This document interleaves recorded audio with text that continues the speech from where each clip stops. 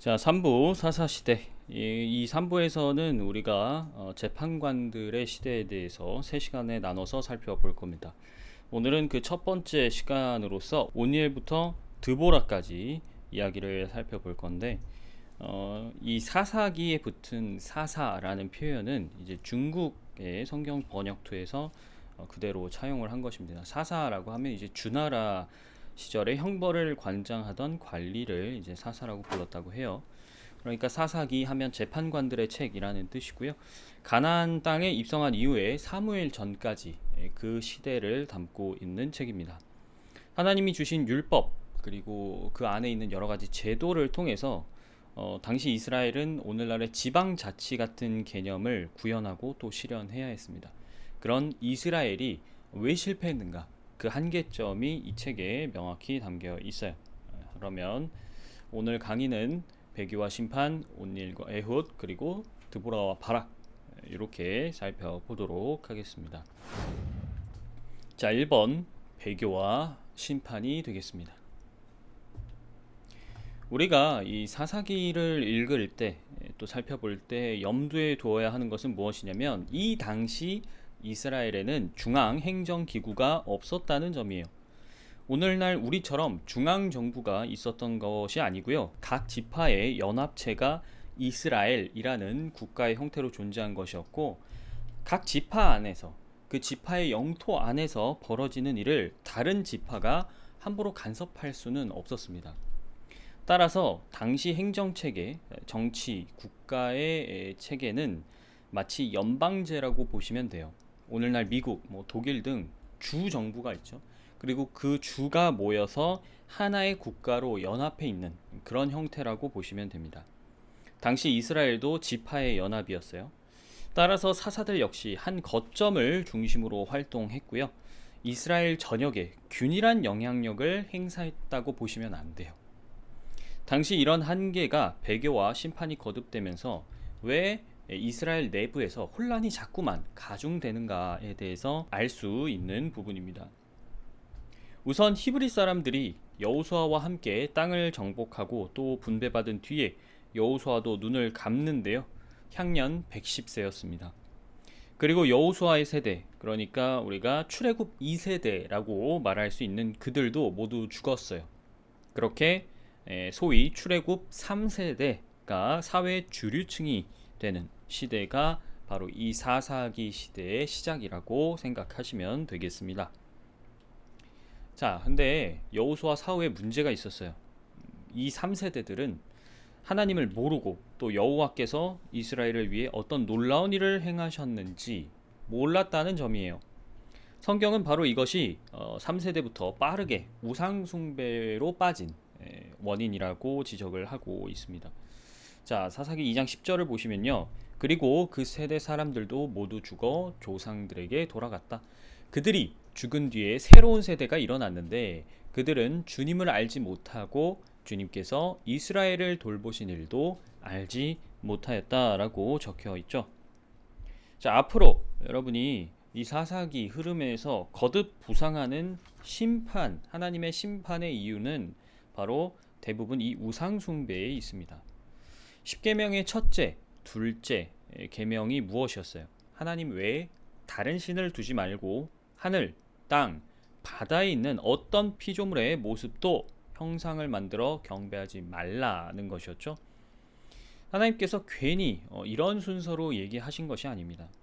애초에 기존의 가나안 땅에 살고 있었던 그 부족들, 거민들을 하나님께서 몰아내시고 이스라엘한테 그 땅을 주신 이유는 뭐예요? 그들의 우상 숭배가 극심했기 때문이었어요. 어떤 사람들은 여호와라는 그 신, 어떻게 우상 숭배를 했다는 이유로 그곳의 거민들을 다 몰아낼 수 있느냐 이렇게 비판하기도 하는데요. 가나안 거민들의 우상 숭배는요, 단순히 제사상을 차리고 거기에 절하는 수준이 아니었습니다. 그 당시에 그들의 우상 숭배는 우리나라의 유교에 비하면 유교가 귀여워 보일 정도라고 할 수 있어요. 오늘날로 하자면 거의 사탄 숭배라고 보시면 됩니다. 이들은 제사를 비밀로 일단은 문란한 성관계를 벌였고요. 인신 제사도 서슴지 않았습니다. 사실 고대 종교에서 우상에게 제사를 바치는 의식에서 성관계나 아니면 인신 제사가 포함되는 사례는 되게 흔한 편이긴 해요. 근데 문제는 이런 무질서하고 비이성적이고 비도덕적인 행태가 사회 전반으로 퍼져 나간다는 것입니다.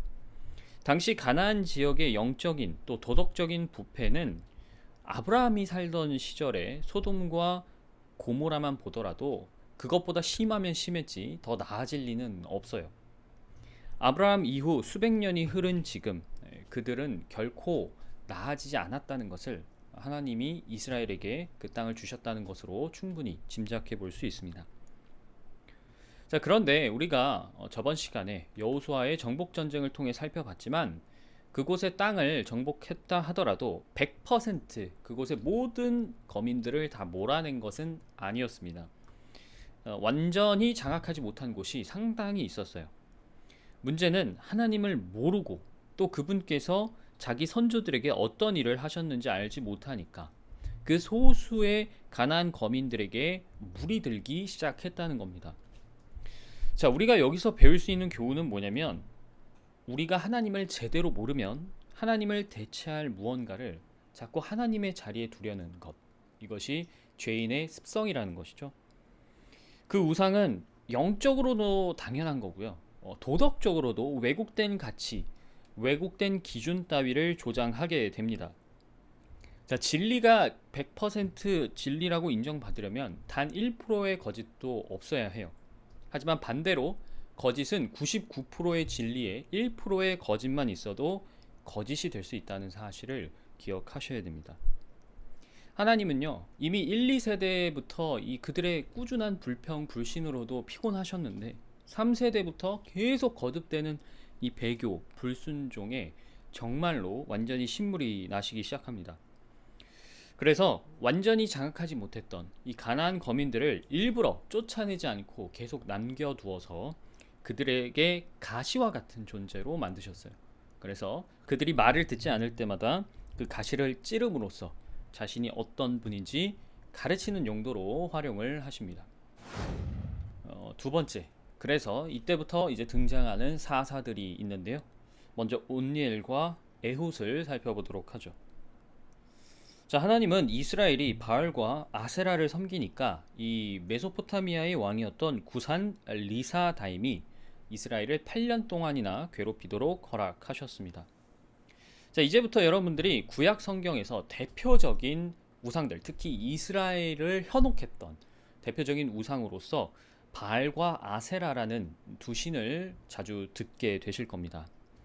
제가 바알은 바알세불이라는 이름을 설명할 때도 말씀드렸습니다만 가나안 말로 주, 우리의 주님이라는 그 말을 바알이라고 합니다. 물론 그들이 말하는 주는 이스라엘의 여호와는 당연히 아니겠죠. 기본적으로 이 가나안 지역의 우상은 페니키아 그리고 시리아의 우상과 맥락을 같이 합니다. 그래서 이 메소포타미아 지역의 우상도 보면 신화가 있어요. 뭐 그리스나 로마처럼, 이집트처럼. 우리가 사라진 세계에서도 홍수설화를 한번 살펴봤던 강의가 있었죠. 이처럼 그 신화 속에 보면 성경하고 비슷한 얘기도 꽤 있습니다. 바알은 이 메소포타미아 지역의 주신이에요. 그리스 로마 신화로 치자면 제우스 같은 존재겠죠. 그런데 이집트, 뭐 그리스 여러 가지 다른 나라의 신화와 비슷하게 계보가 있습니다. 그 신들의 족보가 있어요. 특히 바알을 포함해서 70여 개의 신을 낳았다는 엘, 아세라 이 두 신이 모든 신들의 시작이 됩니다. 자, 여기서 바로 그 아세라가 나오는 거예요. 아세라는 아쉐라, 아시라트, 아시르투, 아스타르테 등 이 지역에 따라서 다양한 발음으로 불렸는데 이 바빌로니아에는 이슈타르라는 여신이 있었죠. 이 여신 역시 이 아세라를 모체로 하고요. 그리스 로마 신화로 따지자면 아프로디테, 뭐 비너스와 어깨를 견주는 그런 급의 여신이라고 보시면 되겠습니다. 이 아세라는 보통은 바알을 숭배하는 그 제단 곁에다가 두었어요. 근데 이 상이라는 게 어떤 특별한 조각을 만들어서 상을 놔둔 것이 아니고요. 나무를 심어 놓은 거예요. 근데 그 나무를 가지를 다 자릅니다. 그래서 기둥처럼 만든 다듬은 나무를 이 바울 제단이 있으면 그 주변에 삥 둘러서 심었어요. 그래서 모르는 사람이 보면 이 아세라는 뭐 조경처럼 보일 수 있습니다. 그냥 나무 아닌가? 라고 생각할 수 있겠지만 그것은 분명히 여신으로서 아세라를 형상화한 명백한 우상이라고 말할 수 있는 것이죠. 이스라엘을 8년간 괴롭힌 이 구산 리사다임은 그 이름이 두 배나 악한 쿠샨이라는 뜻입니다. 뭐 이름이 보여주는 것처럼 아주 잔혹하고 악한 왕이 아니었을까 싶은데요. 이스라엘이 고통으로 부르짖으니까 하나님께서 첫 번째 사사 재판관으로 온니엘을 선택하십니다. 온니엘은 갈렙의 조카였습니다. 온니엘 하면 하나님의 힘이라는 뜻인데요. 사사기 3장 10절에 주님의 영이 그에게 내리니 온니엘은 구산 리사다임을 쳐서 이길 수 있었다고 기록이 되어 있죠. 자, 여기서 성경은 주님의 영이 온니엘에게 임하셨다라고 표현을 하고요. 이 영이란 우리가 알고 있는 바로 하나님의 영, 그 성령이십니다. 자, 이처럼 성령님은요, 뭐 단순한 지혜, 단순한 명철만 주시는 것이 아니라 우리가 사도행전에서도 확인할 수 있다시피 다양한 능력, 은사를 주시는 분이기도 하세요. 그 다양성과 강력한 힘은 우리가 사사기에서도 사사를 통해서 다양하게 나타난다는 것을 볼 것입니다. 온니엘은 구산 리사다임을 무찌르고요. 40년 동안 이스라엘을 재판합니다. 자, 그리고 여러분은 이 출애굽기와 마찬가지로 사사기에서도 다시 한번 이 40이라는 숫자를 자주 보시게 될 겁니다. 우리가 앞선 이집트 탈출 과정에서도 광야라는 특별한 지역과 40이라는 숫자의 상징성을 생각해 봤었는데 사사기에서도 반복적으로 나타나는 이 40이라는 숫자의 조합을 여러분들이 한번 고민해 보면서 읽고 또 수업을 들어보시는 것도 재밌을 거예요. 자, 온니엘의 사후 이스라엘은 또 우상을 숭배하기 시작합니다. 그래서 이번에는 모압의 에글론 왕을 가시로 삼으셨는데요. 모압 하면은 룻의 후손들입니다. 아브라함이 소돔에서 이 룻을 구해 주었을 때 재산도 가족도 전부 잃은 두 딸은 아버지에게 술을 먹인 뒤에 근친상간을 하죠. 모압은 그렇게 첫째 딸 사이에서 낳은 아들이고요. 이후에 민족으로 모압이 성장한 다음에는 이스라엘과는 사이가 좋지 않았습니다. 이스라엘이 가나안 땅으로 향할 때 통과를 하게 해달라고 요청을 했는데 모압은 거절했죠. 게다가 이 발락이라는 모압 왕은 발람을 데려와서 이스라엘을 저주하려고 시도한 적도 있습니다. 아무튼 그런 모압에게 여리고를 빼앗기고 무려 18년이라는 엄청난 기간 동안 지배를 당하는데요. 이때 에훗이 두 번째 구원자로 선택됩니다. 에훗은요, 특이하게 왼손잡이라는 별명이 있었어요. 그리고 그는 베냐민 지파 사람입니다. 근데 우리가 이제 이 사사기 3부 마지막 시간에도 공부를 하겠지만 이스라엘 내전 당시에도 보면 베냐민 지파에서 출정한 700명이 있었는데 그들이 모두 왼손잡이였다라고 쓰여 있어요. 이런 걸 보면 베냐민 지파에 유독 왼손잡이들이 많았던 것 같은데요. 베냐민 지파는 인구수가 되게 적었어요. 지파 중에서 아마 최약체라고 말할 수 있을 정도로 규모가 작았습니다. 하지만 이 사사기에서 드러나는 또 전체적으로 성경 기록을 보면 아주 용맹하고 전투적인 지파라는 것을 알 수 있어요. 특히나 이들의 강점은 무엇이었냐면 돌을 던지는 원거리 전투 능력이 아주 뛰어났다라는 겁니다. 이 돌이라는 게 사람이 가속도를 더해서 던지게 되면 사실 오늘날의 총알과 비슷한 효력을 갖고 있다고 생각하시면 되는 겁니다. 자, 원거리에서 적을 한 번에 무력화시킬 수 있다라는 것은 엄청난 전투력이겠죠. 에훗은 여느 때처럼 이제 에글론 왕에게 조공을 바치러 가는 그 행렬에 자기도 참여합니다. 그런데 갈 때 오른쪽 허벅지에 단검을 몰래 찼어요. 왜 오른쪽 허벅지에 찼을까요? 왼손잡이였기 때문에. 왼손으로 뽑을 때는 대각선 방향에 있어야겠죠. 에훗은 조공을 바친 뒤에 독대를 요청합니다. 그래서 왕이 사람들을, 신하들을 다 물리고 둘만 따로 만나게 해줘요. 이때 에훗이 왕한테 자신이 하나님께 특별히 받은 말씀이 있다 라고 하면서 얘기를 꺼내는데, 왕이 일어나니까 왼손으로 오른쪽 허벅지에서 단검을 뽑아 왕의 배를 찌릅니다. 이 단검은 한 큐빗 정도였다고 해요. 한 큐빗이면 보통 성인 남성의 요 팔꿈치 길이죠. 그러니까 대략 한 45cm 정도 되는 길이입니다. 그러니까 찌르면 끝까지 들어간다고 가정했을 때 상당히 깊이 찌를 수 있죠. 허리가 가는 사람이라면 칼이 뒤를 뚫고 나왔을 겁니다. 그런데 이 에글론 왕은 아주 뚱뚱한 사람이었다고 해요. 그래서 이 칼이 긴데도 불구하고 칼이 몸을 관통하지 못하고 그대로 꽂힙니다. 그리고 그 사이에서 지방과 여러 오물들이 흘러나왔다고 성경은 기록하고 있어요. 에훗은 현관으로 돌아 나와서 바깥에서 문을 잠그고 도망쳤습니다. 신하들은 왕이 아무리 기다려도 나오지 않으니까 열쇠로 문을 열고 들어갔는데 왕이 칼에 찔려 쓰러진 채 죽어 있는 것을 보게 되었죠. 에훗은 이때 시간을 벌어서 백성들에게 나팔을 불고 그들을 모아서 모압과 전투를 벌이게 됩니다. 그렇게 승리를 해서 40년이 아니라 이번엔 2배죠. 80년의 평화를 이루게 되었어요. 그 다음 드보라와 바락 살펴보도록 하겠습니다. 이 에훗 다음에는요, 삼갈이라는 사사가 있었고, 에훗 사후에 다시 이스라엘 백성들이 우상을 숭배하기 시작하니까 하나님께서 이번에는 하솔의 왕인 야빈을 가시로 선택하셨습니다. 자, 야빈은 시스라라는 장군에게 이스라엘에 관한 지배를 일임했어요. 성경의 기록에 따르면 이 시스라에게는 병거가 무려 900대나 있는 엄청난 병력을 거느리는 사람이었다고 얘기를 합니다. 이 시스라는 무려 20년 동안 이스라엘 사람들을 억압했어요. 이 당시에 이스라엘의 사사는 드보라였습니다. 랍비돗의 아내였는데요. 성경에 유일하게 등장하는 여자 사사입니다. 드보라는 바락이라는 인물을 불러서 하나님의 명령을 전합니다. 납달리, 스불룬 지파 1만 명을 이끌고 시스라와 싸워라 라는 내용이었어요. 하지만 바락은 드보라가 함께 가줘야만 자기도 싸우겠다고 고집을 피웁니다.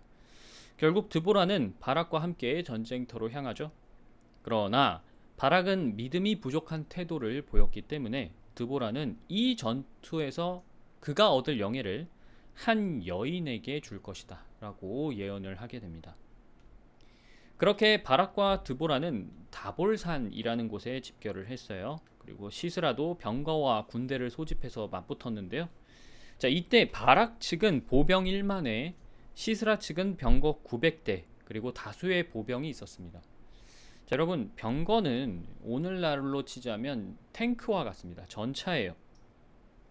자, 여러분, 전차 900대 대 보병이 1만 명이라면 이길 수 있을까요?